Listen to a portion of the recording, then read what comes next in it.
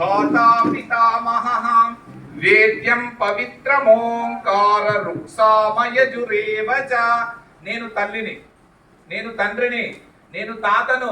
పవిత్రమైన ఓంకారం గురించి, ఓంకార్ నగర్ గురించి, ఓంకార్ నగర్ కాలనీ గురించి తెలిసినటువంటి వ్యక్తిని నేను అని చెప్తున్నాడు భగవంతుడు.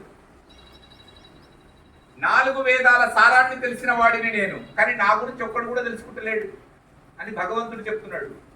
చెప్పిండా?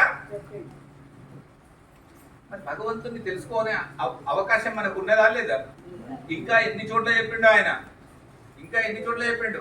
వేదాహంసమతీతాని వర్తమానాని చ అర్జున భవిష్యాని చ భూతాని మాంతు వేదన కశ్చన.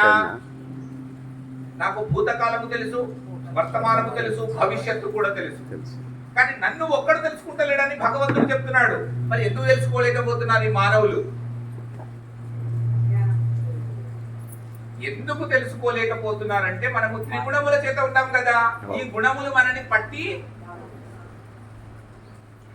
ఏం చేస్తున్నాయి? లాగుతున్నాయి. భగవంతుడి దగ్గరికి పోదామని ఇట్లా మనం అనుకుంటే పట్టి పీకేస్తున్నాయి. ఏంటి పీకుతున్నాయి? త్రిగుణాలు. త్రిగుణాలతో పాటు ఇంకొక 8 ఉన్నాయి. అష్టదా ప్రకృతి. అష్టదా ప్రకృతి. ప్రకృతి ఏం చేస్తుంది? గుంజుతుంది. వస్తున్నాయా లేవు అష్ట కష్టాలు? మనకు వస్తున్నాయి. ఎవరెవరి ఇంట్లో బిడ్డ అష్ట కష్టాలు పడ్డానైనా ఎవరెవరు అన్నారు ఒకసారి చెప్పండి.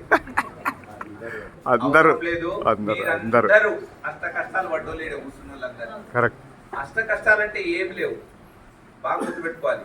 అష్ట అంటే 8. కృష్ణుడికి ఎంతమంది భార్యలు? 8 మంది భార్యల.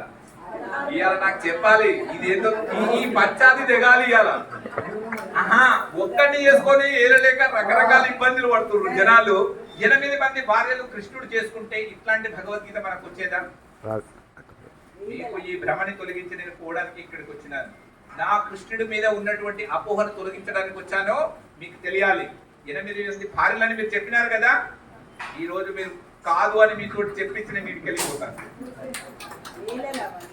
భూమి రాపో నలో వాయు ఖమ్మనో బుద్ధిరేవ చ అహంకారయితీయం మే భిన్నా ప్రకృతిరష్టధా అపరేయమితస్వన్యాం ప్రకృతిం విద్ధి మే పరాం జీవభూతాం మహాబాహో యేదం ధార్యతే జగత్. చూడండి, భూమి, జలము, అగ్ని, వాయువు, ఆకాశం ఎన్ని అయినాయా? మనసు, బుద్ధి, అహంకారం 3. ఎన్నినాయి? ఈ 8ని బట్టి ఇది జడము. ఈ 8ని జడము అంటారు. బాగా పెట్టుకోవాలి. 8ని జడము అంటే తెలివి లేనిది.